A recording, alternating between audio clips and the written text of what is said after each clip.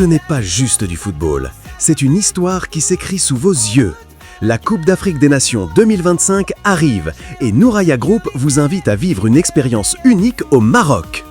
De Dakar à Casablanca, embarquez pour 12 jours inoubliables, rythmés par la passion du football africain et la découverte d'un pays fascinant.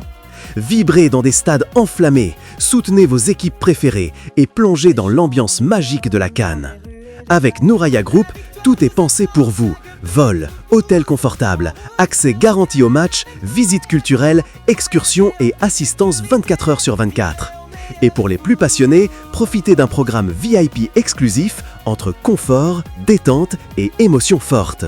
Ne vous contentez pas de regarder la CAN à la télévision, vivez-la pleinement, au cœur du Maroc. Rendez-vous au bureau Nouraya Group à Dakar et contactez-nous au 77 986 70 37 ou 76 614 43 37. Email contact@nourayagroup.com, site web www.nourayavoyage.com. Nouraya Group, voyagez en toute sécurité, vibrez au meilleur prix. da nga bëgg a jënd si Netflix mën ngaa utiliser Kayzen da nga bëgg a jënd si Crunchyroll pour mën a seetaan ay animé mën ngaa utiliser application Kayzen parce que léegi c'est très simple nga am carte bancaire au Sénégal da ngay télécharger application Kayzen soo duggee ci biir application tout simplement day laaj sa tur sa sant nga remplir lépp soo eggee fu ñu bind si code parrain ngeen bind code parrain boobu noonu may apparaître si ay écran bi une fois que ngeen utiliser ko maintenant ngeen dugg si biir application bi information bu mu la laaj nga def ko après di nga am carte gratuitement gaawal nga dem télécharger application bi. asalaamaaleykum gars yi bonsoir yéen a ngi seen plateau spécial plateau spécial premier numéro en route vers la Coupe d'Afrique des Nations gars yi après Égypte 2019 après réew mi nga xamante ne nii mooy Cameroun en 2022 après Côte d'Ivoire en 2024 cette fois-ci c'est au tour du pays chérifien le Maroc mooy accueillir li nga xamante ne mooy 34e édition de la Coupe d'Afrique des Nations war a am fële na le sa réewu Maroc xam ngeen ne bu ñu waxee Coupe d'Afrique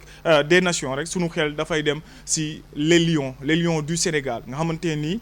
doon nañ leen xaar si édition bi passé si benn back to back malheureusement ñu toog si 8e de finale entre temps lu bëri xew si équipe nationale bi benn croissance bu extraordinaire donc Coupe d'Afrique bi nii mu nekk Coupe d'Afrique boo xamante ne nii suñu gayndee dañ leen di xaar bu baax a baax au tournant ñun nag sur la 13TV comme ni leen ko diggee woon ñu fas yéene dox xuus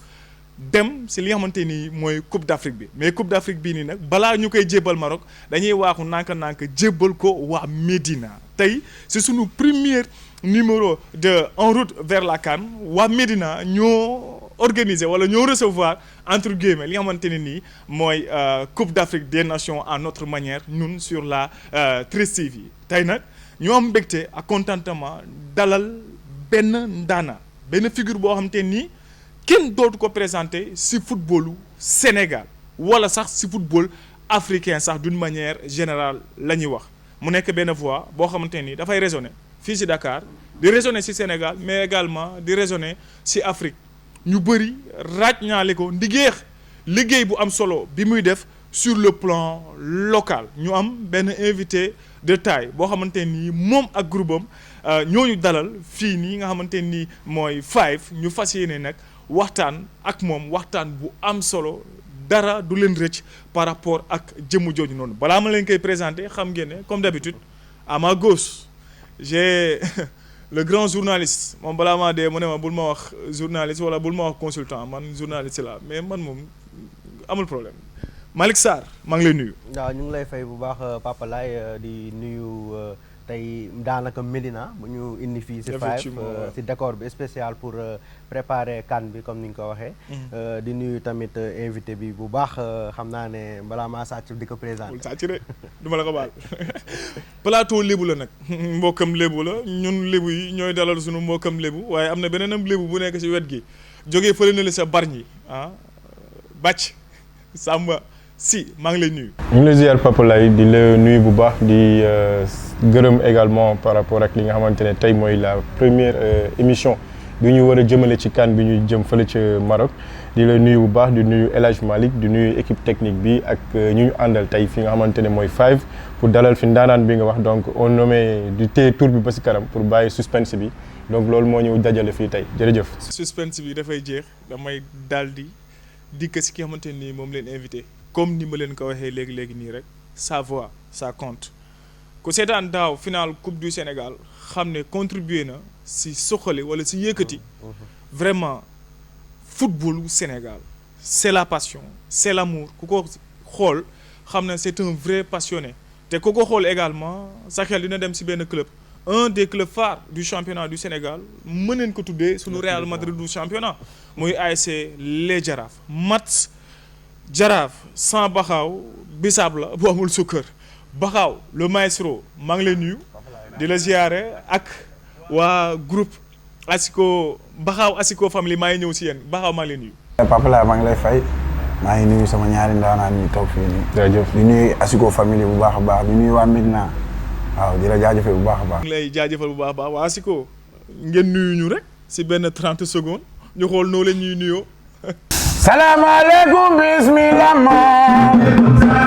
salaamaaleykum salaamaaleykum bismillah moom salaamaaleykum nuyu na ma leen salaamaaleykum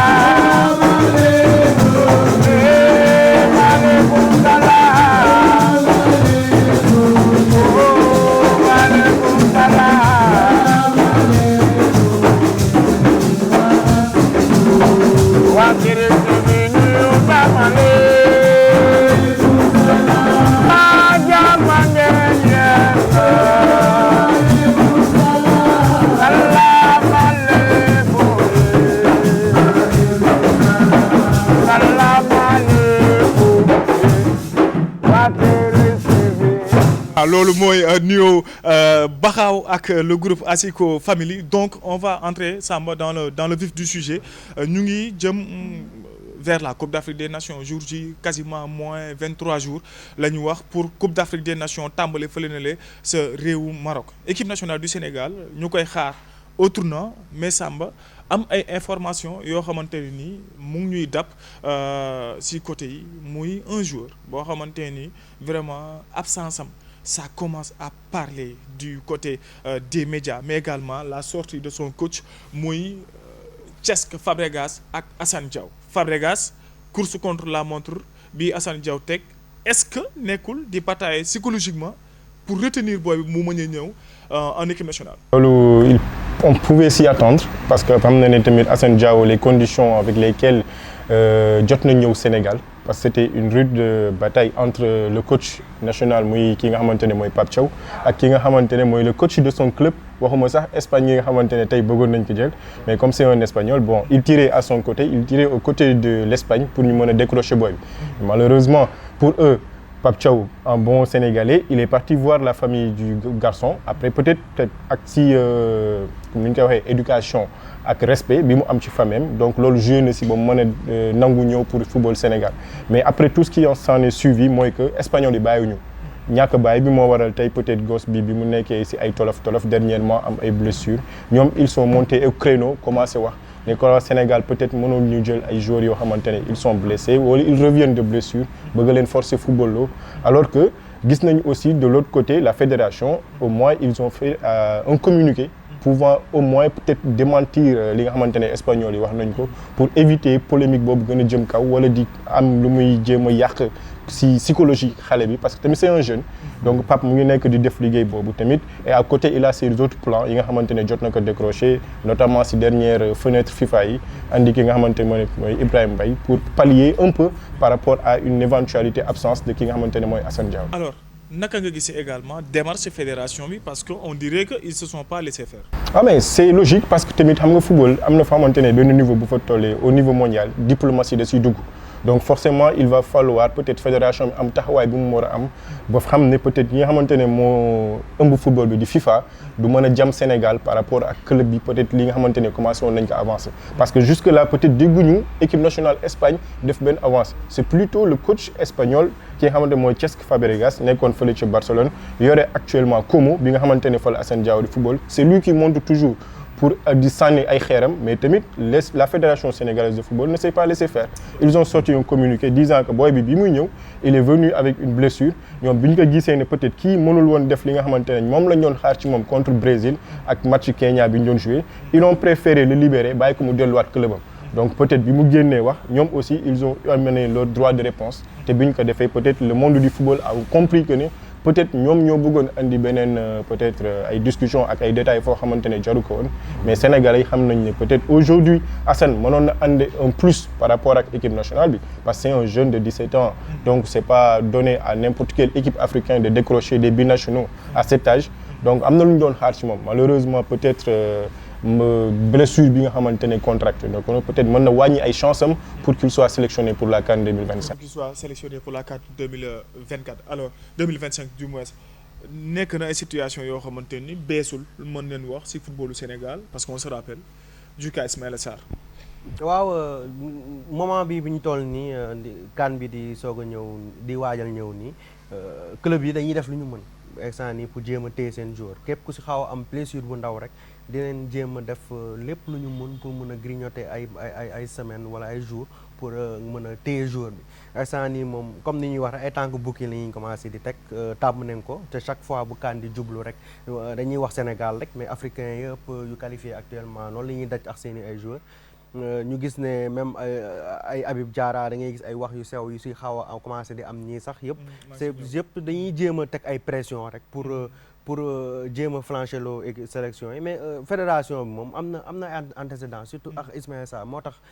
jarul tiit daal ne bépp joueur bu apte pour jouer CAN bi rek dina ñëw. alors Habib Diarra nekkoon absence bi ñu doon gën a tudd ci match yi passé est-ce que moom tamit kaawam nekk na benn cas bu délicat parce que coacham également génn na wax. waaw Habib Diarra ñëpp ñu ngi ko doon xaar ci début décembre bi la war a def retouram kon amul rien d'alarmant bu fi amagum actuellement nii mu ngi suivre processus de rétablissement am te lépp lu ñuy jot ci info mooy tout va bien tout se passe bien léegi kay actuellement comme ni ñuy wax la peur est dans le camp des Anglais ñoom ñoo instant nii nekk di jéem a xool nan la ñuy retenir joueur bi mais joueur bi ku ko xam ak xam nu mu bëggee équipe nationale ak nu mu yàqamtee joueur CAN bi à moins que mu am rechute te ñaanuñu ko yàlla ci diggante bi il sera au Maroc là ça il sera au Maroc en tout cas ce qui est sûr et certain mooy course contre la montre bi teg nañ que gars yi loolu benn introduction la woon rek par rapport ak li ñuy xaar xam ngeen ne on a un invité de taille dinañ ci ñëw bu baax a baax mais également de l'autre côté on marche vers la Coupe d'Afrique des Nations gars yi on va parler dans un premier temps si li xamante ne nii actuellement ça fait actualité parce que à chaque approche Coupe d'Afrique dinañ identifier les favoris xam naa ne cette fois-ci moom favoris yi dina bari en tout cas ak sa ñu consultants yi on va parler de ces favoris mais également on va revenir sur notre invité du jour le maestro Bakhaw dara du leen réer par rapport ak jëmm ji nga xamante ni mooy Bakhaw sur le plan personnel mais également en tant que maestro y aura du lourd gis ngeen gars yi ni nuyoo bi dis na trop ñun fayuñu leen de amuñuy jéem xamuñu nan la leen capacité fay waaw mu ngi noonu mais daal nit dinañ ko dénk sa waay mu fayal ñu leen dernièrement également Bakhaw yaa ngi fàttaliku le 6 février 2022 ma jox la benn indice Sadio Mané teg na penalty arrière noo dundee penalty boobu noonu. waaw nekkoon ci pression bu metti boo xamante ne ñuy. sa waay fan la fekk pression boobu moom ñëpp a ko dund pression bi fan la fekk ak noo ko dundee. parce que fekk ma suuf lal yi. c'est probable penalty bi seetaanu ma ko sax. mais après lañ ko seetaan. ndax Sadio mi ngi teg ñun ñëpp ñu ngi wane ginnaaw di xaatu mu dóor. non man jotee door na ñëpp yuuxandoo rek suñu yuuxoo rek ñu daw génn. noonu lañ ko dundee. mais mu nekkoon loo xamante ni lu neex. mu nekkoon la première fois Sénégal yi jël Coupe d'Afrique. nit da nga koy romb sax xamoo ko xamoo la nga akulaat ko wala nga xuloog nit sax jubóog moom si jour bi. voilà mu nekkoon benn jour bu neex. boo xam ne kenn du ko fàtte. boo xam ne kenn du ko fàtte alors gars yi gis ngeen c'était la date du 6 février mu nekkoon benn jour boo xam te ni kenn du ko fàtte ba ilaa yawmal xiyaam à jamais le premier mu nekk premier trophée équipe nationale du Sénégal si sur le plan continental dineen si ñëwaat léegi nii donc Baxaw si yow la ñuy tàmbalee Baxaw bu ñu nee Baxaw histoire Baxaw ak football ak animation nan la tàmbalee lan moo nekk si ay début par rapport ak milieu animation mais également si domaine du football. waaw Baxaw benn xale la dëkk Médina ñëpp xamoon ko ci football ma football laa njëkk a opté woon doon joueur. waaw xam nga ñuy dem ba ci biir ñu créé suñ benn groupe Asiko ñu ne pourquoi pas waruñu mën a tëggal Jaraaf fekk temps yii nag période boobu nawetaan amuloon Médina gars dañoo éliminé woon nawetaanu Médina. léegi ñuy répété Jaraaf fekk période boobu en 2020 xaw ma Jaraaf mi ngi waroon jouer coupe CAF. ñu éliminé ko quart de finale. Jaraaf di retourné. amul kenn ku ko accueillir fekk ñun ñii soo commencé Asiko ñee pourquoi pas waruñu mën a dem dalal leen te période boobu noonu joué wuñu woon fenn dañ doon soog a door rek dem si buntu këru vice président bi Youssou Diall di ko nuyu bu baax mu ñëw fekk ñu installé tëggal ko wayal ko xam nga comme ni ñuy wayale ay jàmbaar rek effectivement moom tamit mu gis loolu neex waaw bàq leen waaw mu gis loolu neex leen ñooñu match Jaraaf yi dañ bëgg ngeen di ñëw noonu lañ adopté Jaraaf. noonu la tàmbalee sa premier match sa première animation Jaraaf ban jour la woon ban match la woon également noo ko dundee. waaw match bi moom du rappelé wu ma ko wax dëgg yàlla mais métti woon na ci man du vrai ndax kenn mosu ko woon xam si àdduna mosuma ko wax maa ngi koy soog a wax sama àdduna. bis boobu lu ma dund man rek maa ko xam ndax maa ngi doon dem xaw ma lu gars yi di def. xaw ma nan la ñu mën a yëngalee supporters yi ak suñu dëgër fit suñu jàmbaarate mais ñu réussir ba stade bi yëpp apprécier waaw gars yi nag mu nekkoon nag 4 groupes Asiko di la nuyu ñoom ñëpp mu nekkoon 4 groupes Asiko kii mooy aaye tey kii aaye suba mais ñun ñu nekkoon fa ay xale yoo xamante ne suñu ñëwee dañuy tëgg ba stade bi yëpp di tourner man xale yi ñii ñooy ñan ñoo gars yi naan ñii ñooy booy kusumi booy ñoo fan yi mais ñuy dem di dem ba gars yi sentir ni ñun ñooy buux équipe bi si la ñu nee nag voilà si la ñu nee yéen léegi bis ni ki tey yéen ay gérer équipe bi noonu lañ demee di dem ba tey nii. mais lan moo def tey jii fu ñu wax Baxaw je pense que yow ak sa groupe da ngeen di yóbbuwaale toute la jeunesse sénégalaise maanaam les passionnés du football surtout local maanaam fu ñu déggee Baxaw rek da ngay gis gars yi même match Jaraaf sax day am. au lieu ñu seetaan match yi mais dañuy tourner vers sa gars yi Baxaw lan moo andi loolu. waaw loolu lañ koy sant yàlla la ndax lu yàlla def la. jàmm mënu si dara yàlla moo ne Baxaw waykat ngay doon te Asiko ngay way te man loolu nekkuloon sama vie nekkuloon sama passion nekkuloon sama dara. yàlla moo ko def kon dañ koy sant yàlla bu baax a baax léegi leneen li mais maanaam lu mag moom dañ ko koy jox lu xale moom ñu jox ko. waaw lu xale su ma woowee moom damay bàyyi sama yitte yëpp dem taxawal ko ba lu mu bëgg a jeex ma dem mag tamit duñ ko gàndi duñ ko sànni loxo duñ ko wax loo xamante ne da koy dépassé waaw loolu moo ñu yegguloo fii nii waaw jox ñëpp cër nag. cër je pense que loolu noonu lu am solo la maa ngi ñëwaat si yow léegi nii on va entrer dans le vif du sujet Samba ku wax Coupe d'Afrique wax des favoris qui se dégagent. Coupe d'Afrique bii nii moom donc naka nga gisee organisation bi ak la bataille rude qui s'annonce avant ñuy dikk ci les favoris qui se dégagent. Du côté de l'organisation on peut noter que du ñàkk quelque part aussi Maroc bu xaw ma ndax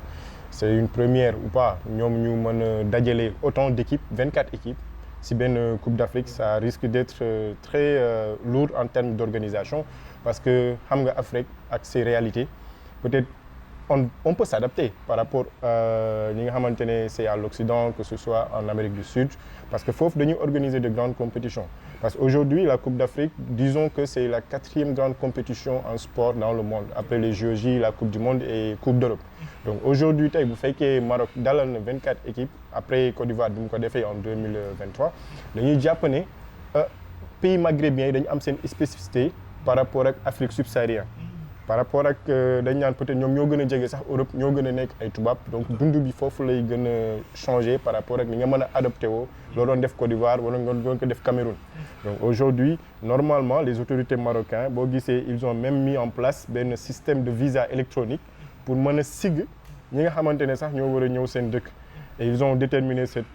visa juste ci période CAN bi.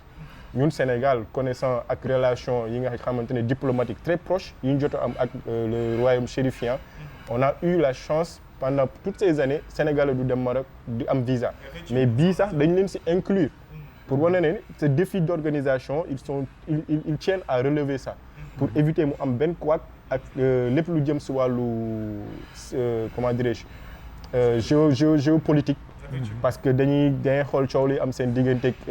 seen naataango algériens yi bi am seen digganteeg égyptiens yi parce que ba léegi nii y a des tensions diplomatiques ci seen diggante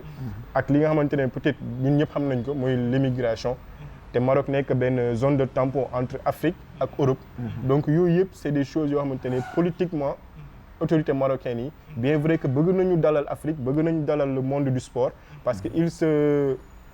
projette par rapport à la Coupe du Monde bi ñu war a co-organiser ak l'Espagne ak Portugal en 2034 donc du coup yooyu yëpp dafay nekk ay faits yoo xamante ne lii phase test lay doon pour ñoom ci mën a xool Coupe du Monde bu ñu ko waree accueillir nan lay demee donc aujourd'hui tamit loolu dañ siy jàpp ne rek Afrique il y a plus de petites équipes pour mën a répondre sur deuxième question parce que boo gisee ñoom ñi nga xamante ne ñoo ko dalal waaw bon par rapport au favori le temps baxaw tey dañuy wax ne Maroc mën na nekk 2e pays Sénégal donc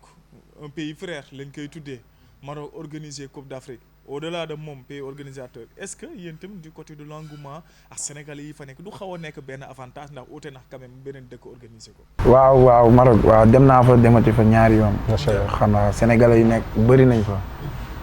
tamit. baax nañ baax boo xamante ne ku ñëw dañ lay yaatal. par rapport ak yeneen dëkk yi dina am Sénégalais mais du bëri. surtout Maroc moom dafa bëri ay Sénégalais. bëri na trop waaw. côté engouement également je pense que war na mën a yomb par rapport ak yéen ñii di yëngal. non dañoo yomb bu soobee yàlla dina yomb ndax CAN bi su commencé ñu ñëpp ay benn la ñuy doon. te Sénégal moo ñu fa yóbbu. incha allah. effectivement te am na organisation bu am solo bu ñuy seen de l'autre côté alors El Hadj Malick même question une organisation marocaine très attendue Samba wax na ko ñu ngi waajal organiser une partie de la Coupe du Monde ban Coupe d'Afrique leen war a mën a xaar du côté du pays chérifien. man mun naa jàpp ne Coupe du Monde bu ndaw rek parce que instant nii Coupe du Monde bi lañuy jéem a nekk di préparer te dafa am benn message bi ñuy bëgg envoyer yenn reste àdduna bi bu wane ne ñoom ñi am nañ capacité mën a accueillir ñëpp. accueillir moo tax boo gisee préparation bi fi ni ñu ko defee infrastructure yi ñu def ak stade yi hôtel yi équipe bu nekk ak sa hôtelu bopp. da ngay gis ne ñi actuellement dañuy am benn genre défi bu graaw bu nga xam ne moom moo nekk seen kanam ñu bëgg ko relever. te européens yi ils ont dit même que côté accréditation mos ñu am demande mel nii. yëpp même ticketing bi 800 000 billets instant ni jaay nañ ko presque 1 million de billets jaay nañ ko. européens yi dañuy ñëw lu bëri dinañ fa bëri trop parce que dañuy ñëw pour xool parce que Maroc lu mu leen jaay la actuellement. te ñëpp ñu ngi leen di xaar. moo tax CAN bi mën nañ jàpp ne Coupe du Monde daanaka bu 2030 bu ndaw bi rek. mais est-ce que géographiquement est-ce que position également Maroc si carte bi par rapport à Europe également je pense que ça compte parce que exemple de Sénégal fu muy nekk Tanger c'est pas à 15 kilomètres de Maroc de l'Espagne plutôt da nga koy sax seen côté boobu kon si nga xamee ne européens yi moom ñëpp dinañ baabeeku ñëw Maroc loolu moom leer na benn chiffre boo xam te ne ça parle nee nañ ci 2 ans yi nii 64 matchs africains joué nañ ko fële ne la sa Maroc 64 matchs en 2 ans. On se rappelle très bien bi xamante ne Léopold Sédar Senghor fii bi ñu fi amee ay échauffourées ñu tëj ko le Sénégal recevait au Maroc Côte d'Ivoire dem nañu recevoir Maroc yeneen pays entre autres ils ont reçu pas mal de leurs matchs à domicile Maroc lañ ko demoon. parce que loolu mooy wane dayoo infrastructure bi nga xamante ne am nañ niveau boobu yëkkati baar bi. c'est normal parce que tu peux pas te permettre aujourd'hui di bëgg a organiser événement sportif sans pour autant nga am ay infrastructure hôtelier ak routier déjà pour mën a dem ak ñëw ak fi nga xamante ne déjà mooy dalal rencontre yi muy match yi. donc aujourd'hui s'ils peuvent se permettre de mën a jël chaque équipe qualifiée à cette Coupe d'Afrique utal la benn dalluwaay boo xamante ne doo bokk ak sa beneen moroomu équipe. donc largement da ngay gis ne tourisme bi sax ñu ngi koy may doole foofu. parce que tamit loolu yëpp ay projection la dans l'avenir. loolu yëpp ay projection la dans l'avenir baxaw ay dëkk comme Maroc di organiser Coupe d'Afrique ñu dégg temps yi comme quoi que ne ñun également ñuy xalaatu organiser Coupe d'Afrique organisation Coupe d'Afrique je pense que dara la dina soxali réewum Sénégal mais également jot na également ñu xalaat ci côté boobu. jot na soo xoolee ndax JO yi ñu ngi waaj a ñëw. waaw te suñ demee ba mu yegg si fii rek. waaw organiser CAN war na fi mën a am. war na mën a ne incha allah te loolu moom fierté lay doon. te dafa jot depuis 92 ba léegi organisé wu fii ñaata ñoo fi fekkee 92 bëriwul. te Sénégal dafa jot ak niveau bu mu nekk actuellement si football mondial mu jot accueillir CAN. comme ñëpp ni ko waxee géologie dafa ngand parce que c'est la première fois. pays africain di organiser kon bu ñu demee ba war ko mën a organiser rek CAN nga xam ne c'est continental suñu zone bi kese la war nañ ko mën jël. ouais en plus tamit la concurrence par rapport à organisation géologie bi c'était rude Sénégal bu demee ba nekk si je pense que. bu ñu demee ba jox la ko rek ça veut dire que ne am nga capacité pour kii ko léegi à nous ñu liggéey pour am infrastructure yëpp yu doy. pour mun a def CAN yoo xam ne au niveau lay nekk. alors loolu moom dinañ si ñëwaat en tout cas ce qui est sûr et certain on va retenir l'information même si gisaguñu nag fédération bi ñoom def benn communiqué officialisé suñu candidature par rapport à l'organisation d'une Coupe d'Afrique diggante 2029 ak 2035 justement on va parler Samba de cette Coupe d'Afrique des Nations les favoris man tey moom je veux que ñu xuus si les favoris Coupe d'Afrique yi ça parle depuis bi ñu ne Coupe d'Afrique bi dañuy yokk nombre bi mais également Maroc moo koy organiser Samba l'œil du technicien le grand technicien Samba quels sont tes favoris et pourquoi? Bon, aujourd'hui, configuration football Afrique, da nga koy xayma rek parce que y a des statistiques aussi des fois c'est des chiffres qui peuvent être confirmés wala ñu mën ko infirmer. Aujourd'hui Sénégal balaa dara xew charité bien ordonnée commence par soi-même suñu bopp la ñuy jiital parce que tamit coupe bi boo fi mënti teg je le dis le Sénégal depuis 2015 ba 2025 bi lu mu dee waroon na mën a am 4 trophées au maximum 3 au minimum parce que yàlla dimbaluñu ñu am benn grenier de talent boo xamante ne on a pas mal ay 5000 licenciés à travers le monde laa la wax yoo xamante ne tey même les grands observateurs si grandes chaînes yi foo wax dañ na naan Sénégal il y a des pépites à tout instant mën na kenn mën na fël donc aujourd'hui mënoo ko bañ a génne si favori même ñun suñu jàppee suñu bopp duñu ay favori mais l'Afrique et le monde jot nañu statut favori nga ñëw si ñi nga xamante ne peut-être mooy Maroc parce que Maroc boo xoolee moom moo jiitu premier pays africain ci ranking FIFA parce que tamit récemment la ko Sénégal ñàkk après l'avoir détenu presque des années donc aujourd'hui bu fekkee xayma nañ ne Maroc moo jiitu Sénégal topp ci forcément ils sont favoris d'autant plus que ñoom ñoo accueillir te aussi mën naa jël les pays maghrébins ñu bañ leen ci génne parce que seen football dafa apparenté à quelque chose boo xamante ne c'est très huilé boo leen di seet la plupart que ce soit l'Égypte wala l'Algérie même ba Tunisie ils restent chez eux pour jouer seen championnat dañu am ay niveau de championnat yu am solo moo leen di permettre ñu mën a génne ay équipes yoo xamante ne tey mën nañu dem ba tâter que ce soit les quarts de finale wala le dernier carré moo xam ne demi-finale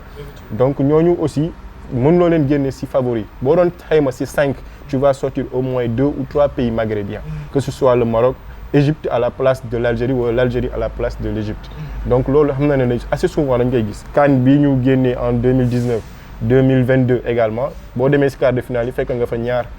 maghrébien ñu xoolaat aussi du côté les grands pays africains ku ci mel ni Nigéria ku ci mel ni Cameroun c'est des pays yoo xamante ne ak loo leen mënti waxal tout le temps dinañu jéem c'est des ay fight dañuy fight duñu bàyyi peut-être mën na mettre trop quelque part daan nañu organiser seen biir réew ñu am ay faveur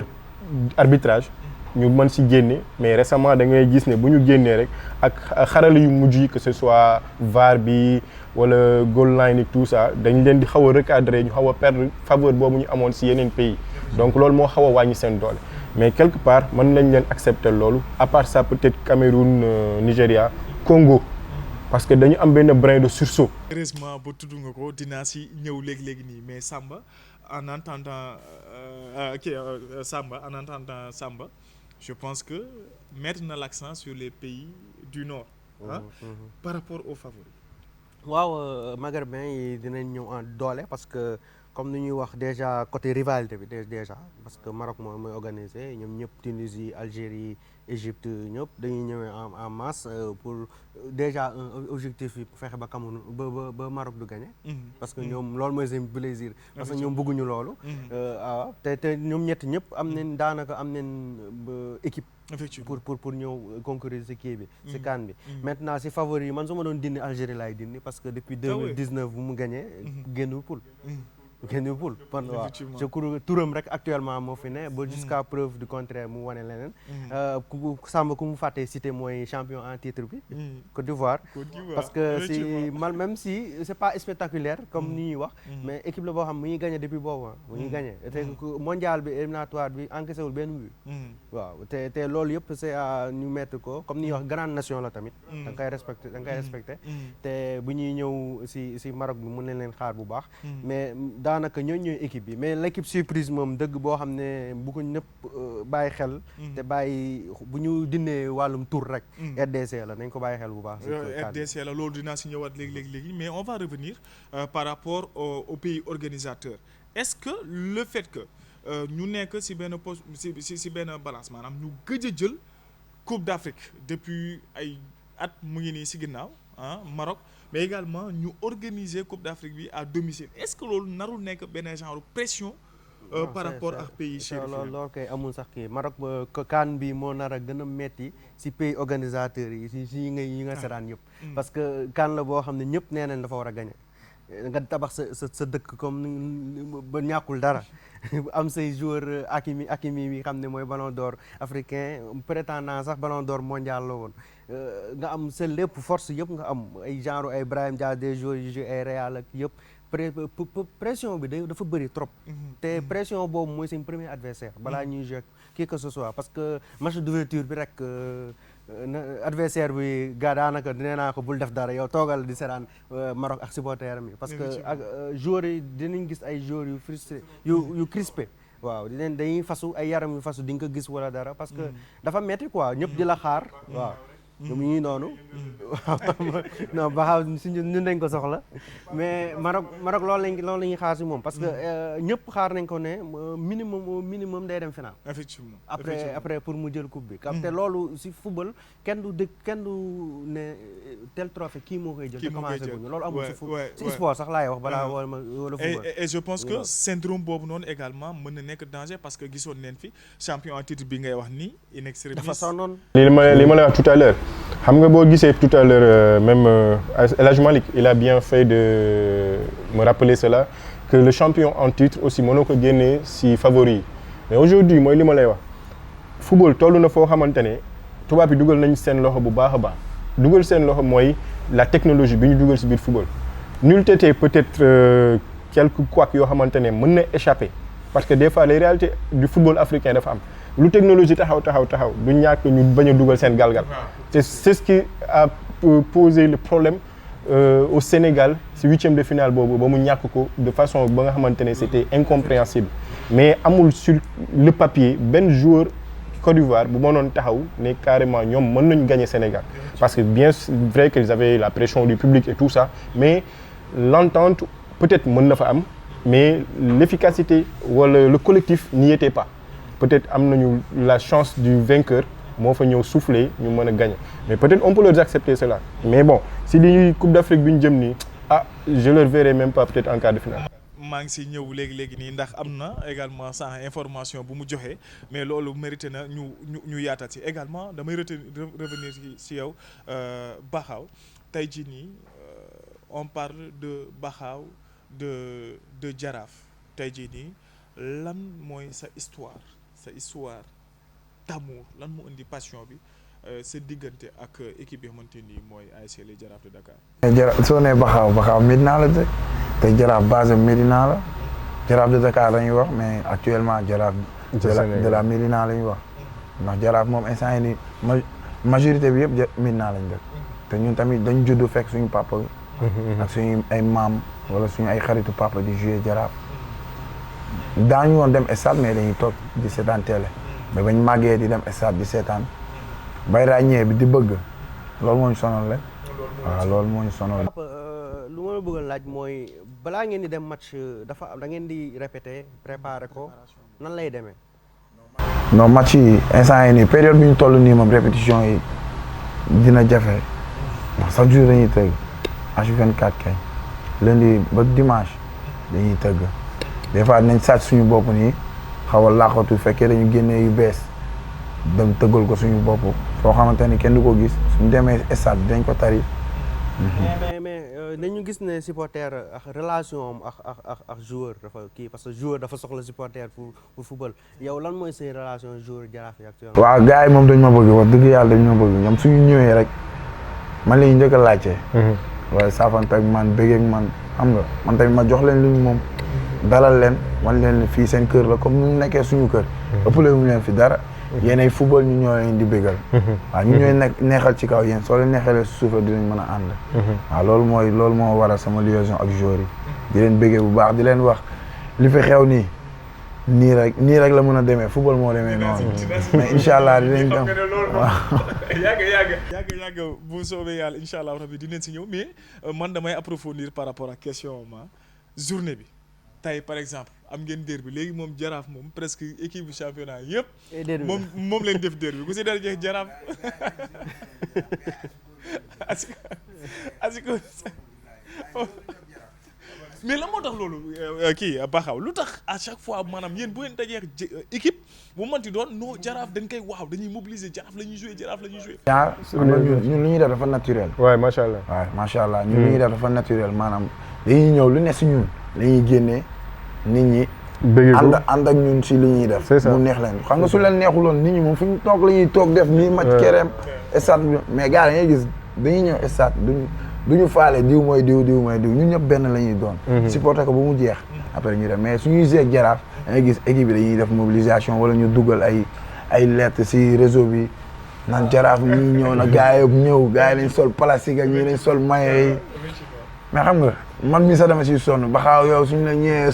soo lee lii mais après damay xam ni match la su jeexee rek jeex na ndax ñoom après su jeexee man damay dem seen quartier yi damay jouer foofu ay concert. tamit lu baax la aussi parce que day tax nu ñu lay gis noonu di la def référence di ñoom tamit ñu siy mobiliser bëgg jàmbaarloo ak yow day yokk suñu football tamit suñu ambiance mais Baxaaw yéen tamit également tamit naturellement di ngeen am benn match boo xamante ni mooy seen match quoi adversaire boo xamante ni vraiment boo leen dajee moom wala saa yoo leen dajee ak moom di nga sentir ne tey soxla neen mobilisation baat bi également soxla nga kat daasal ban adversaire la ak ban match la. non match yëpp la surtout match Jaraaf Gorée loolu derby Dakar la. match Jaraaf Gorée day metti ñu duñ bëgg waa Gorée suñu xarit lañ. duñu bëgg ñoom ñu gagné ñoom tamit duñu bëgg ñu gagné. match boobu rek moo tax mais yeneen match yëpp gën du derby gars yi ñu wax du derby la mais du derby. ay Pikine yi Guédiawaye Ouakam du derby ñoom ñoo ko bëgg a def derby. waaw xëy na nag championnat yi foofu la toll jamono ji. képp kuy see Jaraaf da nga koy bëgg a def match derby. techniquement yow ak sa groupe waa Asiko Family ñu leen di jaajëfal bu baax a baax encore une fois jour match par exemple contre US Gorée dama bëgg nga tracer ma journée bi comment vous préparez li ko dalee 24 heures avant match bi ba bu match bi jeexee comment se passe votre préparation. match bi waaw da ngay gis sa xarit boo xamante ni Wakaam ma xam sama yaay Wakaam la dëkk. muy Wakaam waaw.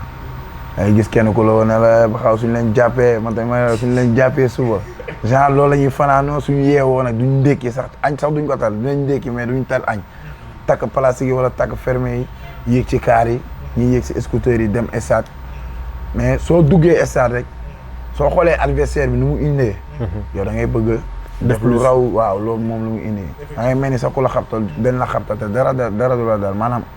yow bëgg bi ngay ñëwee ci biir stade bi moo lay def loolu tout à fait te da ngay bañ tamit sa équipe ñaax ci ay match yoo xamante ni leer na kii dafa war a gagner. Effectivement. Parce que man aussi Papa Lay bëggoon naa si sànni tuuti kaddu. Concernant li nga xamante ne aujourd'hui mooy niveau bi nga yóbbu affaire mooy ni nga ko waxee dafa commencé am niveau. Parce que championnat Sénégal peut-être amoon na benn moment donné nawetaan yi xawoon na jël un peu le dessus. léegi peut-être moom ni mu ko waxee jamono yi ñoom yi ñuy ñëw fekk na peut-être zone boobu amuloon nawetaan. Donc moom quand il a pris le dessus ak nekk xale terewul ak ses amis ñoom ils se sont organisés pour mën a yóbbu animation si biir stade mu mën a ànd ak football. Que les gens peut-être comme ni ñuy waxee si làmb am na ñoo xamante ne bàkku moo leen fa andi. bëri andu leen fa mais am na ñoo xamante ne comme tu le confirmes dañuy ñëw si spectacle man par exemple quand je suivais Baxaw sur Instagram dama doon dem ba def ay notifications lu mu dugal man ma seetaan ko. Alors que bien vrai que c'est toute la région de Dakar mais boo amee jot da ngay dem les week-ends rien que pour dem xool spectacle bi xamante ne moom la koy andi. Donc innovation boobu on peut lui reconnaître cela c'est un mérite. léegi derrière nag peut-être mooy maintenir la cadence. gën a peut-être nan ngeen di def pour mën a jaay seen bopp en dehors du Sénégal. Voilà donc je pense que loolu c'est important gis neen fekkee neen ay nit yu bari yoo xamante ni à chaque fois bu ñuy wax match Jaraaf dañ naan man moom Baxaw laay dem seetaani waaw juste pour confirmer par rapport ak li nga wax mais également wax na benn suggestion sous forme de question loolu ça est important yéen également est-ce que yéen a ngi def ay jéego yoo xamante ni au-delà du Sénégal également dinañ leen ràññee sur le plan africain yoo xamante ni je pense que loolu mooy question bi c'est typiquement Baxaw Family. waaw ñu ngi si tànk yooyu noonu ak suñu manager. ak staff bi nekk ci ginnaawam. Lam Diop di ko nuyu bu baax a baax di ko ne jàmbaar la. mu ngi daw su guddeeg ngoon ngir ñun. ndax nit moom olof Sénégal dañuy bàyyi ma nga dee ñu wax la sa mbaax. sa hommage. so waaw ñu rendre le hommage nit ki moom balaa muy dee war nga ko mën a wax a baax. c'est bien waaw moom jàmbaar la. waaw mun ñu nekk ay xale daan ko supporter moom muy football. dëgg la tey mu dem ba moom muy ñëw di ñu jàppale. di ñu teg si yoon boo xamante ni yoon bu baax la di ko nuyu bu baax di ko jaajëfal di ko ne liggéey bi gis nañ ko gis nañ avancement bu baax par rapport ak commencement bi bañ doon demee ak ñun kase waaw bañ doon dem ñun kase métti woon na mais moom bu mu ñëwee mu ñuy teg si yoon yoo xamante ni tey nit bu ñu nuyu dina su soloon mbaxane dina suñu mbaxane. léegi yaa ngi wax sànq ne 2020 ngeen commencé waaw xam nga loolu yàggul mu nga commencé def carrément kii parce que dañuy fàttaliku ko sax match Jaraaf Génération Foot mi ñu ngi woon foofu noonu. période yooyu 2021 ba 2025 joué nañ ñaari yoon Grand Théâtre. waaw joué nañ benn Sorano joué nañ Baara Mundi le 5 octobre bi passé. waaw suba incha allah le 29 ñu ngi war a joué fii waaw. ok. final bi comme ni ma ko waxee Jaraaf Génération Foot Jaraaf match boobu Génération Foot moo dominé. moo gagné. mais ñëpp dañoo fàttaliku prestation bu amoon ci stade bi si. vraiment parce que côté tribune bi moom c'était. waaw macha allah waaw réussir nañ kii bi. daakaande nga stade bi. daakaande bi moom. foofu moom kañ ngay fobeere daakaande bi. dinaa si ñëw léegi nii on va retourner Samba on va retourner puisque sànq El Hadj Malick wax na. benn wax bu am solo par rapport aux favoris ma am envie laaj ko daf si génnee Algérie si biir naar yi poson la si biir naar yi sénégalais yi moom xam ne si dara bu baax baax lan moo tax nga génne Algérie parmi les favoris. bon parce que dernièrement nii bu ñu xoolee forme yu mujj yi nii Algérie yi dafa nekk ci déclin. waaw depuis mu jëlee CAN bi contre ñun 2019 ba léegi. dafa sonn su Belmadi. après changé na fi coach ba Petrovic instant moo fi nekk. ba léegi nii bon actuellement def nañ éliminatoire certes bu baax. mais dañuy xaar compétition. parce que CAN tamit dañuy valider pour xam. pour xam ndax li nga indi baax na wala baaxul. mais depuis CAN 2020 bu Cameroun bi ak bu Côte d'Ivoire bi yëpp c'était échec bu garaaw la woon. ñu gis si Algérie moo tax. man dama jàpp ne si diggante bi courbe bi dafa changé si diggante bi. effectivement genre équipe comme ay EDC. ñoo ko raw. effectivement dañ ko jiitu. waaw mën nañu jàpp ne waaw bëri na ah. waaw même le Cap-Vert effectivement. effectivement mais attention mine de rien c'est des mondiales. maa ngi ñëw si yow léegi. léegi mu ngi noonu moo tax Algérie man ma génnee ko si. parce que y a des équipes yoo xam ne ñu ngi yéeg si diggante bi. te mu ngi noonu ay Égypte on peut dire effectivement Égypte il est constant. Tunisie dafa constant. bon day qualifié wala deuxième tour dara. moo tax Algérie daal ma génnee ko si ñoo xam ne ay favori la. balaa ma siy dikk parce que maa ngi ñëw si yow si RD Congo puisque RD Congo également ñu ngi monter en croissance mais juste pour confirmer par rapport ak li ngay wax par rapport aux statistiques dafa am benn fait boo xamante ne Samba moo tax ma posé waat que la question sur l'Algérie parce que attention Algérie équipe bu mag la fii si Afrique mais par rapport au parcours ça laisse à désirer. Algérie Coupe d'Afrique 2006 Baxaw ils sont pas qualifiés wu ñu ñëwuñu Coupe d'Afrique 2008 Algérie qualifié wul Coupe d'Afrique 2010 ñu éliminé leen demi-finale par Égypte Coupe d'Afrique 2012 encore une fois ñëwuñu Coupe d'Afrique 2013 ñu éliminé leen dès les phases de groupe donc Coupe d'Afrique 2015 ñu éliminé leen en quart de finale par la Côte d'Ivoire 2017 ñu toog en phase de groupe ñu nekk champion du Sénégal champion d'Afrique dóor Sénégal Coupe d'Afrique 2019 2021 ñu éliminé leen dès les phases de poule 2023 également phase de poule mais sàmma mel na ni saa waay fi muy waxee également jar na ñu bàyyi si xel parce que côté Algérie c'est pas la constance. mooy la courbe africaine dafa am souvent dañuy de xool yenn observateurs yi ils te disent que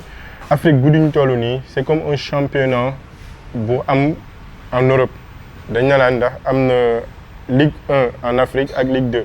c'est-à-dire pays yi nga xamante ne ñoo nekk di jéem di yéeg di wàcce pour bañ a mën a maintenir seen bopp ci niveau 1 en Afrique Algérie mu ngi ci biir tënk boobu en fait parce que comme ni nga ko waxee da ngay yaakaar ne mën na ñëw ba nga yaakaar ne mu ngi fa mu jékki am benn chute brutale te malheureusement c'est ce qui lui arrive actuellement nii bien vrai que mu ngi jëfaat ay jéego ci mondial bi ñu def seen qualification bi ils ont été pas mal un peu constants mais koy li El Hadj Malick wax est-ce qu'ils seront aptes à répondre par rapport à cet réaménagement bi jot am ci seen dispositif ak résultats yi mu leen jural loolu la ñuy toog di xaar parce que comme on dit la CAN c'est une confirmation da ngay ñëw li nga jotoon a jàng nga ñëw tari ko est-ce que dinañ ko tari est-ce que les autres vont le laisser faire est-ce que duñ ko jéem a xoolaat dans ces coins de recoins fi nga xamante ne mën nañ ko fa wàcce rapidement gars yi wàcce ko mu génn loolu la ñuy xaar. rapidement gars yi wàcceel ko mu yéeg mais kii Malick calling break foog ñu calling break parce que là moom je pense que jot na ñu laal ndox mu sell mi Baxaw mën nga jël parce que tamit put gi pour way retax foog ñu jàllale lii Baxaw mooy la Casamance di ndox mu sell mi nga xamante ne nii mu ngi jóge fii ci sud bi dans le sud du pays Casamance l'eau naturelle comme j'aime moo ñu gunge ci li nga xamante ne nii mooy émission bi en route vers la Coupe d'Afrique des Nations sëñ bi doo ma dimbali nga tijjil ma dina ci am solo je pense que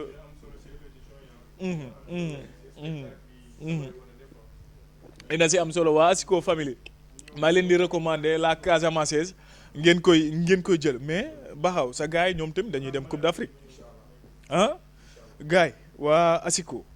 yéen ñi dem Coupe d'Afrique maa ngi leen di recommander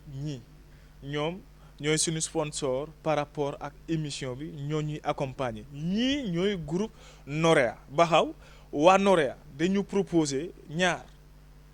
dund Coupe d'Afrique waaye découvrir réew mi nga xamante nii mooy réewu Maroc maanaam da ngeen di vibrer pendant 12 jours yu intense fële na le sa Maroc dès sa arrivée Casablanca ñoom dañ leen di jël si ak ay bus yu bakkene jël leen si bus yu bakkene yooyu noonu yóbbu leen si ay hôtel yu bakkene hôtel 4-5 étoiles bu Sénégal di football ñu jël si leen seen hôtel yóbbu leen ba Tanger xam nga ne seexane transport bi dañ ko si inclure jox leen seen billet match ngeen seetaan seen match ci Sénégal bu match bi jeexee ñu jëlewaat leen ci stade bi yóbbu leen nag ci seen dalwaay mais lii ci gën a tee neex nag Baxaw mooy bu Sénégal football da ngeen di def ay activités de tourisme muy maanaam da leen di yóbbu ci dëkk yi gën a neex ci Maroc comme ay Ifrane ay El Jadida ay Marrakech xam nga ne Marrakech fu ne ci ay Tanger ay Rabat Fès waaw mënoo dem Maroc te doo mënul ñàkk te doo dem ziyaare ji doo dem ziyaare ji sanga bi waaw boo demul phase moom demoo fen donc je pense que saa waay moom réglé na phase am bu yàgg moom la ñuy àndal incha allah rabi ngeen dem ngeen ziar ji phase donc lii si gën a neex mooy incha allah rabi par rapport ak payoor bi mën nga ko fay par tranche incha allah rabi boo leen bëggee jot nag mën ngeen composer numéro bi c'est le 77 862 27 26 77 862 27 26 si kee nga jël ko bu baax a baax wala beneen numéro bi c'est le 76 614 43 37 76 614 43 37 donc loolu moo nekkoon li nga xamante ni moom lañ leen doon yéene par rapport ak sunu sponsor bi nga xamante ni mooy Norea mais am na beneen sponsor boo xamante ni waa ji sama wet moom moo ko moom mais dañ koy denc ba fii ak fin émission bi Baxaw ñu dikkaat si yow Baxaw ñu ngi waajal la Coupe d'Afrique des Nations balaa may xuus si Samba par rapport ak question yi mu lay posé Coupe d'Afrique boo xamante ni ñëpp a ngi koy waaj naka ngay préparer Coupe d'Afrique bi pour le moment ak sa groupe waa Asiko Family. waaw Coupe d'Afrique bi ñu ngi koy waaj ak suñuy mbokku. di si waaj ak Asiko Family bu baax a baax. ndax yéene bi gis nañ ko ku ñu ne dañuy gis si commentaire yi. ñu ne Asiko Family dafa war a dem Maroc dafa war a dem Cannes Baxaaw da nga war a dem ne la jox micro central waaw ñaan yi ñu ngi koy gis tamit te ñu ngi sant yàlla bu baax waaye saa yi ñu ngi si tànk yooyu noonu fa lañ nekk nii saa yi nii waaw bés bi rek lañuy xaar bu soobee yàlla incha allah. Bon comme ni ma ko doon waxee juste pour revenir par rapport à question Papa Laye bi mooy que ce niveau bi nga yóbbu animation si footballu Sénégal donc ba dem yeneen équipes yi di mëg andi un peu rivalité par rapport ak yow. C'est parce que tu as élevé la barre haute moom la ñuy wax sànq. donc kon reconnaissance boobu am nga ko. te Sénégal seetlu nañ ne am na ay comité de supporters. bu si mel ni Ale Casa bu si mel ni Lebu gi bu si mel ni 12e Gaynde. mais Baxaw andi na empreinte am tekk si diggu bool bi bokk ko ak gars yi aussi. parce que tamit tu es parti de rien. c'est-à-dire li ñuy wax zéro to héros boo ñëwee nag ba teg sa loxo si biir diggandap li yoon la reconnaissance am si. est-ce que reconnaissance boobu ñi nga xamante ne ñoo ŋànk football bi aujourd'hui que ce soit la fédération est-ce que y a un lien wala un contact boo xamante ne commencé nañ ko teg pour li nga xamante ne jóg la pour gunge dem jëli ji waat ndam li fële ca Maroc. waaw waxtaan nañ ak suñu président Jaraaf Cheikh Ahmed Tidiane Seye waaw di ko nuyu bu baax a baax. ñu nag moom toog nañ waxtaan si sànni si ay kàddu ku nekk. effectivement moom mu wax ñu ay kàddoom. effectivement tamit ñu toog di ko xaar. ok te moom incha allah ñun nombre bi rek lañ koy ñaan. ñu ko yokkal rek. waaw nañu yokkal nombre bi rek. nombre bi parce que vraiment comme ça ni ma ko waxee kii kenn dootu ko présenter sur le plan national actuellement kay ñu ngi lijjanti sur le plan international nu muy gën a wandaaloo vraiment di représenter dignement comme ni mu koy defee sur le plan local le football sénégalais. Malick comme ni ko Samba waxee rek avec CAN bi ñu ngi ko fay xaar bu baax parce que dañu war soxla lii Sénégal moom lépp lu koy ñuy wax taal rek da nga war a dem te incha allah même si coupe du monde bi yaakaar nañ la gis la fa tamit. mais man beneen sax bu ma gën a soxal mooy Jaraaf bu demee Coupe d'Afrique ñu lay gis si match extérieur yëpp. effectivement Jaraaf dafa war a soxla comité supporter boo xam ne. identité bi effectivement fépp fu muy dem. da koy topp te incha allah. ouais l'USM ouais. dañuy ñëw fii ba Dakar dañuy ñëw indi wala Wydad même chose Wydad ouais. te j'espère que ne. waaw Barkane effectivement président Cheikh Seck ku ñëpp xam nañ ko si nu mu bëggee. loolu yëpp. j'espère que dina si taxaw bu baax pour que incha allah bés bu. comité de supporters bu Jaraaf. identité remarquable bi nga fay njëkk a gis Baxaw la ak groupe am parce que ñoom ñooy haranguer les foules. donc forcément il va falloir peut-être ngeen toog waxtaanee loolu. parce que tam Jaraaf Realu Sénégal la. ñëpp ñoo koy supporter. am na supporter fépp si biir Sénégal soxla na buy déplacé wu en Afrique wala am ay stage wala leneen bu waree génne yéen identité bi nga xam ne moom ngeen imprégné au Sénégal ngeen dem yëpp rek si biti loolu waxtaan peut-être ndax yéen a ngi si jekki di si waxtaan. di si avancer ay propositions si waxtaan bu baax a baax. par rapport bii nii yàlla moo def ñu teel a génne rek. mais suñu dem waaw mooy li ñuy wax nii yëpp dina am. en tout cas vraiment boo déggee gars yi yéene la mais également mérite la vraiment suñu fédéraux yi ak suñu autorités yi war nañ si bàyyi xel bu baax a baax ndax xam nañ ne moom bu ñu représenté vraiment dinañ am benn représentant de taille de qualité si juste si présentation boobu noonu man lay posé waat beneen question par rapport ak Coupe d'Afrique bi liñ xamee woon Sénégal mooy ay groupe de supporters yoo xamante ne ñoo doon accompagner équipe nationale bi 12e gaynde Ale Casa lébu ki yow par rapport ak sa groupe Baxaaw Asiko Family naka la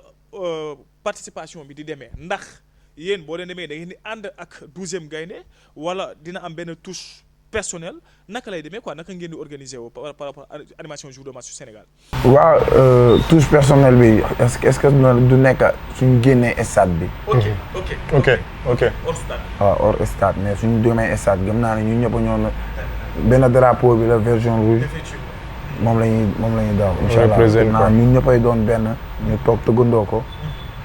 yàlla may di si may ay ndam incha allah bëggaat nañ coupe. incha allah waaw incha allah bëggaat nañ coupe bu baax a baax. bëggaat ngeen coupe voilà loolu incha allah rabbi yàlla bëri na sutura am nañ si yaakaar on espère que di nga porter bonheur bu baax a baax équipe nationale du Sénégal donc ñu ngi xuusaat Samba par rapport ak sujet bi muy dernier point bi sànq maa ngi koy wax la RD Congo fulgurance la ñu nekk di def te ils font partie des adversaires de l'équipe du Sénégal la RD Congo Samba. RD Congo dafa nekkoon ci dynamique di monter moom laa lay wax Afrique dafa am benn niveau 1 ak niveau 2. boo xesee bu dugg des fois ci niveau 1 bi da ngay éviter dellu relégation da ngay dem am benn maintien comme ni ñu koy waxee habituellement fii donc bi muy ñëw aussi dafa daje Sénégal gu mûr gu nekk ci daluwaayam am benn esprit d'équipe bu taxaw.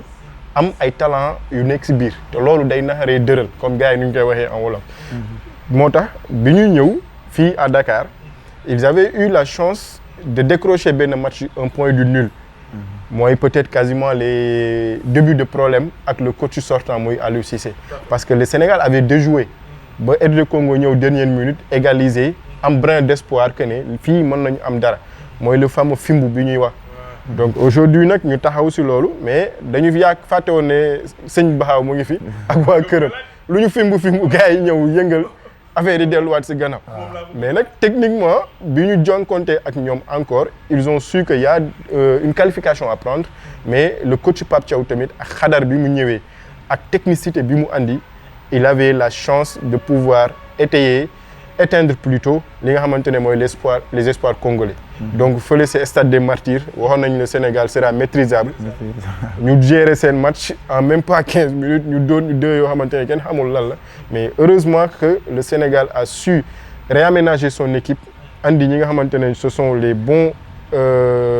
comment on peut dire les bons jokers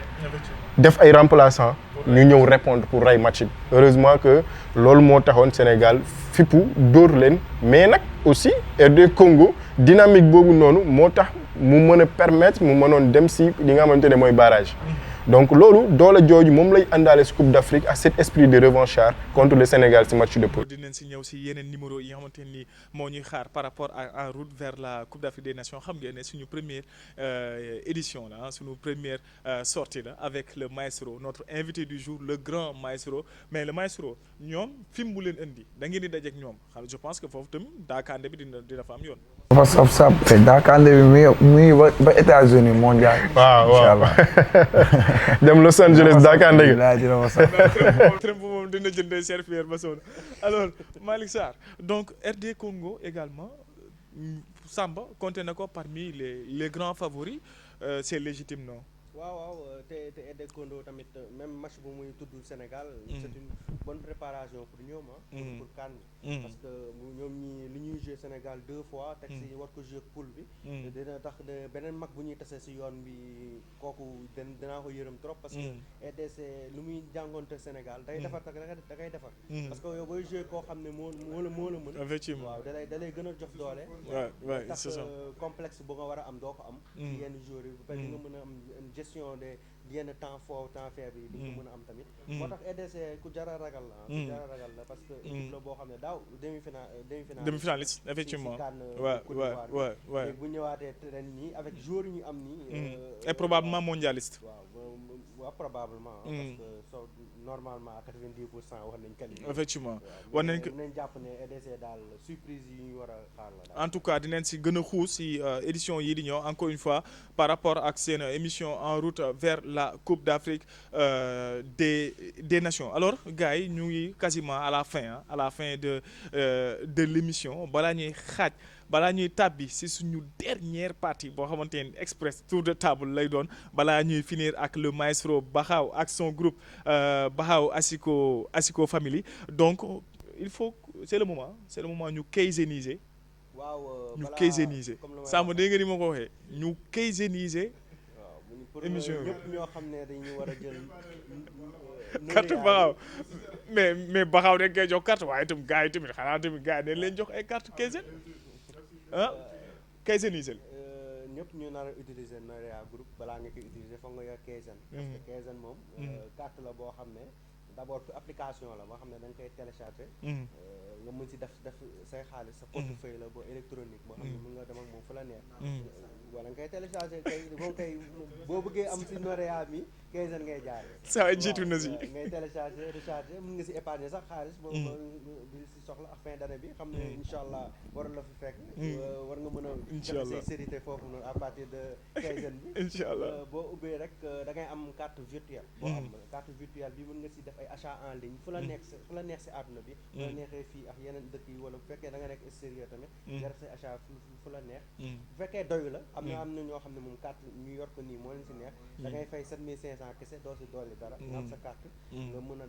def lu la neex daal ak ñoom te loolu mooy Kayzen. Voilà loolu mooy Kayzen donc Samba on va faire le tour par rapport ak dernier point bi nga xamante ne d'une manière express parce que temps bi tënk nañu Samba le 6 février 2022. waaw ni nga waaw moom mais naka nga ko dundee c'est vrai parce que y a l'émotion maa ngi koy seen si say bët les yeux brillent naka nga dundee woon bés boobu noonu. Bon, comme Bakhaw ni mu ko waxee rek c'était quelque chose de très lourd très très très très lourd même parce que pression bu ñu amoon la ñun si suñu génération on n'a pas eu la chance dund Coupe d'Afrique c'est-à-dire organiser que je veux dire mais Sénégal amoon na niveau bu mu nekkoon en Afrique. dem ba commencer titiller les grands d'Europe te amul dara lu mandargaal mën a footballam wala am dayoom bi mu am en Afrique il nous fallait l'étoile donc forcément il fallait que cette génération ñëw concrétiser ko génération bi nag am ñu leen gëm ku si mel ni ñun ñi même fu suñu baat yeggul Bakhaw li muy wax da doon ñëw di jouer di haranguer Sénégal fu mu mënti jouer Papa Life daf doon sonn sur ses pages El Hadj Malick doon bind sur ses pages Samba di si wax ñu am nag ñoo xamante ne def nañu plus qu'un travail peut-être de bénévolat et d'ambassadeur ku si mel ni Mame Fatou biñ ñuy fàttaliku ces déplacements les maîtres du jeu dem di seeti boy yi pour gëmloon leen que ne il faut faire back to Sénégal ñëw porter les couleurs de l'équipe ba ñu gis la génération des Kalidou Koulibaly Edouard Mendy Gana Gueye gën a duggante ak ñooñu donc ay Abdou Lahad Diallo ñooñu nekk des porteurs de drapeau gën ko bëgg sax ñi nga xamante ne ñoo fi juddoo fii Sénégal donc c'était le moment ou jamais comme ni ma ko waxee d'éviter de perdre sur les 10 ans un trophée qui nous tendait la main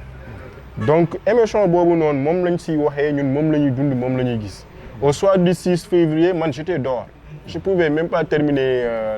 la prolongation bay seetaan séance de tir au but biñ may force mais demi lañ ma jëlee donc am na benn bëgg yuuxu rek ngay xaar waaw yuuxu rek nga doon xaaru loolu leneen quoi donc mais final bi ñu njëkk a perdre Sénégal dugal nañ ko si ay secondes yoo xamante 2019 kenn xamul lan kenn yuuxul kenn man mi si mbedd bi la ma fekkoon mais ba mu duggee gis 1-0 da nga na lan la tu vois donc dafa nekkoon benn lu nekkoon à travers nos gorges waroon ko avaler léegi nag macha allah le Niancho national nous avait délivré ñu benn joie boo xamante ne kenn mënatu ko woon nag donc loolu la ñuy dund ba fi mu toll nii gëmuñu ni ne Sénégal équipe mën na ko en Afrique donc vivement la seconde étoile. que Bakhaw dégg nga Samba li mu wax léegi nii par rapport ak li nga xamante ni mooy ndam lii li mu émotion bi mu indi woon est-ce que tey jii nii man neen yaakaar ne benn bi moo tëwoon mais yeneen war na si war a mën a topp quand même. waaw Apalaay kon te benn ñëw na gañ ay 10 war na mën a ñëw. waaye benn moom leen la doon ñaan ñu am. waaw am nañ. xam nañ yoon bi. waaw pourquoi pas war ñu ko mën a jël biir Maroc. ñu ko wax kenn ko non man moom saraan naa ba mu jeex même si optimiste moo woon dara ndax ñun ñëpp xam nañ suñu relation ak naar yi. surtout ak Tiro. naar yi chaque fois dañuy gaañ di ñu merloo match bi di dem ba surtout bu Sadio Mané ratee penalty bi si biir match bi. Sadio Mané dafa raté si match bi man damaa jàpp ne lu ñu tàmmoon di dund moom li ñuy dundaat rek dañuy ñëwaat ñu naxaat ñu benn mu jeex mais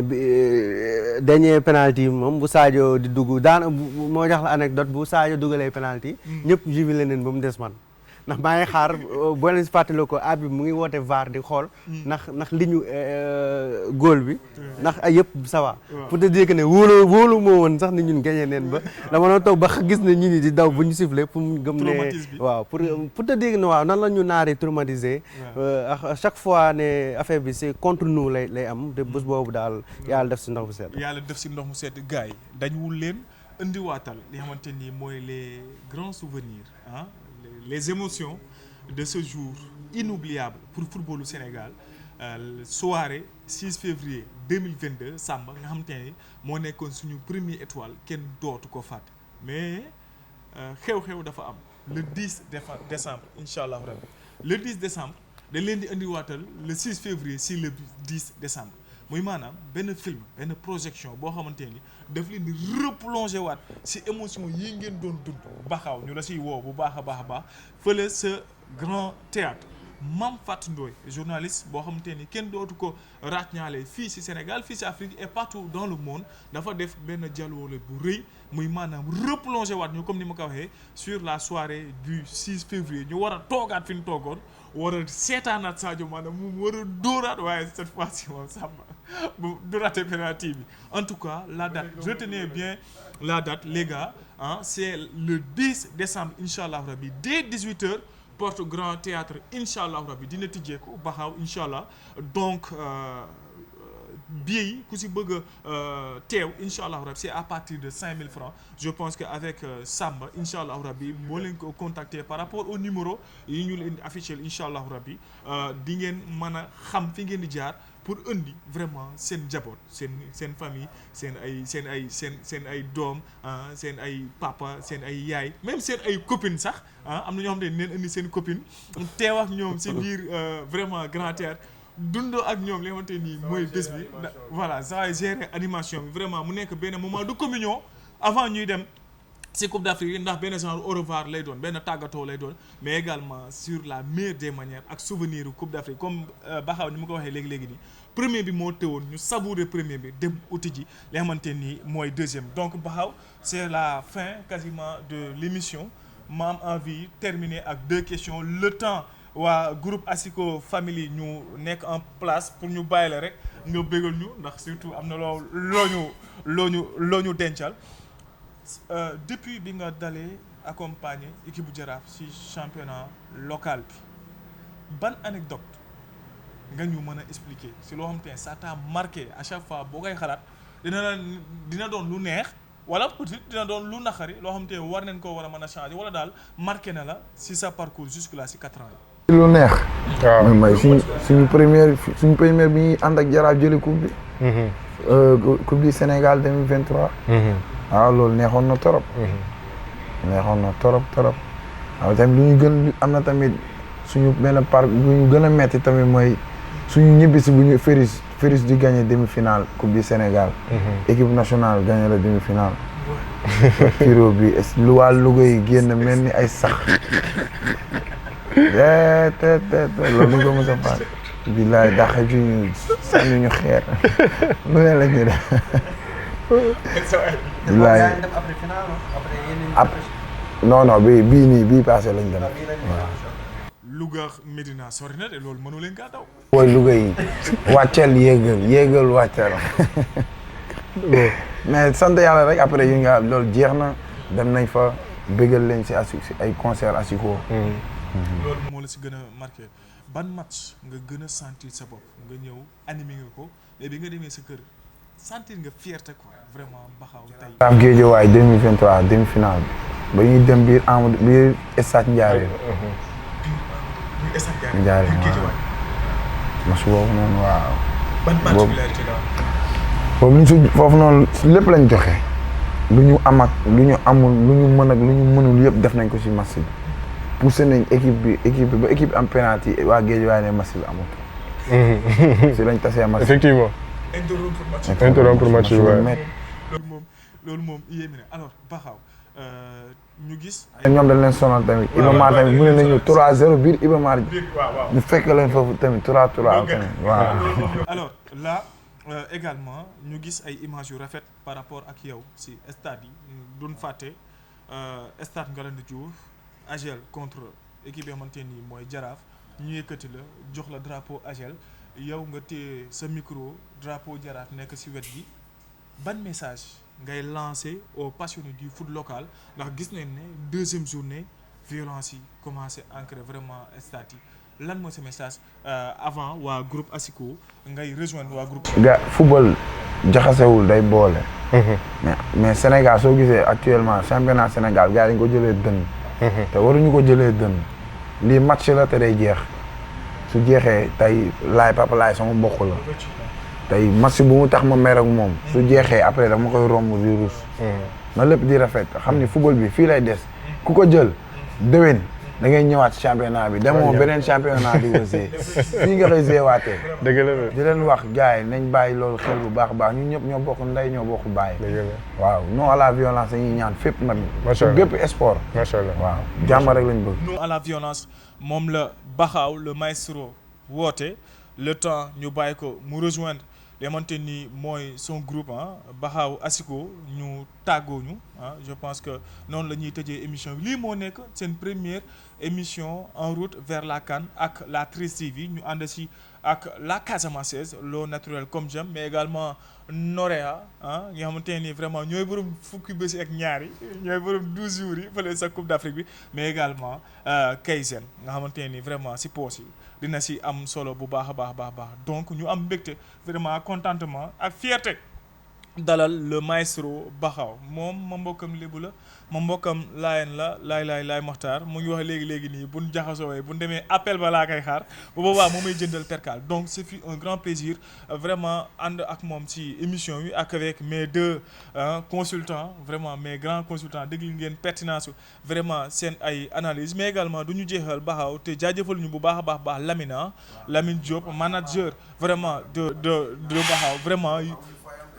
vraiment ñun sax amuñu fayam vraiment yombal na lu bëri par rapport ak li nga xamante ne ni mooy numéro bi nga xamante ni moom leen invité le grand Baxaw moom itam mu yombal ko bu baax ndax vraiment yàgg neen ko sollicité par rapport ak lu mel ni mu facilité ñu lu bëree bëri vraiment Baxaw vrai Baye Fall moom amul benn souci jaajëfal bu baax a baax ñi ñu accompagner ñoom Sike ñoom son ci bi sama latéral gauche bi. waaw yéen tamit di leen jaajëfal bu baax a baax kontaan nañu ci yéen bu baax a baax déplacement rek noonu la ñuy ñaan yàlla incha allahu rabbi à la soirée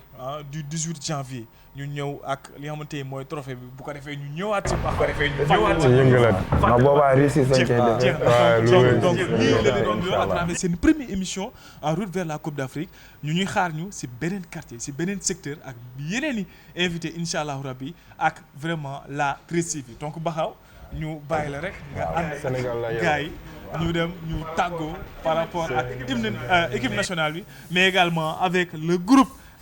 Baxaw Asiko nga xamante ni vraiment kenn dootu leen présenté fii ci Sénégal ñu jox leen dig daje ci beneen numéro votre émission en route vers la Coupe d'Afrique des Nations Maroc 2025.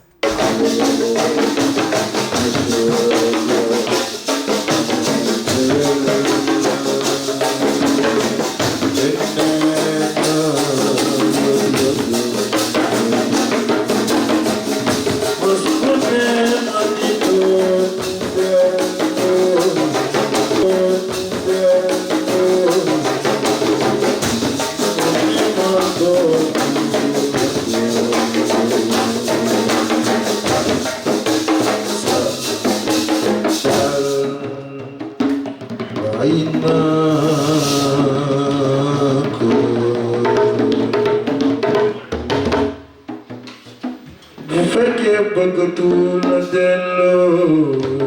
na ko fi bàyyi muy bu fekkee tu daal waane ko fi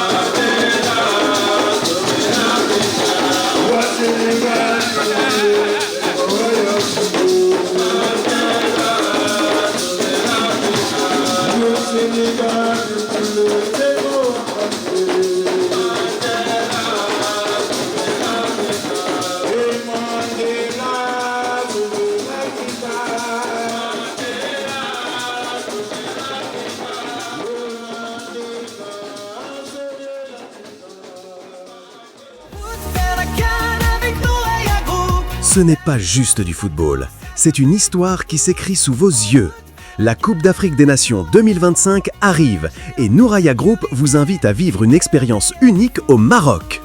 De Dakar à Casablanca, embarquez pour 12 jours inoubliables, rythmés par la passion du football africain et la découverte d'un pays fascinant.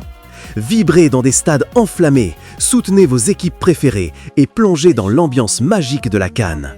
Avec Nouraya Group, tout est pensé pour vous. Vol, hôtel confortable, accès garanti au match, visites culturelles, excursions et assistance 24 heures sur 24. Et pour les plus passionnés, profitez d'un programme VIP exclusif entre confort, détente et émotions fortes. Ne vous contentez pas de regarder la CAN à la télévision, vivez-la pleinement, au cœur du Maroc. Rendez-vous au bureau Nouraya Group à Dakar et contactez-nous au 77 986 70 37 ou 76 614 43 37. Email contact@nourayagroup.com, site web www.nourayavoyage.com. Nouraya Group, voyagez en toute sécurité, vibrez au meilleur prix.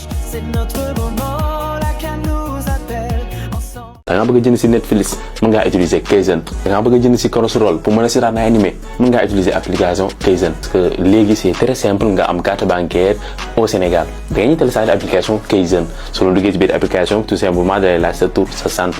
nga remplir lépp soo eggee fu ñu bind si code parrain ngeen bind code parrain boobu noonu may apparaître si ay écran bi une fois que ngeen utiliser ko maintenant ngeen dugg si biir application bi information bu mu la laaj nga def ko après di nga am carte gratuitement gaawal nga dem télécharger application bi.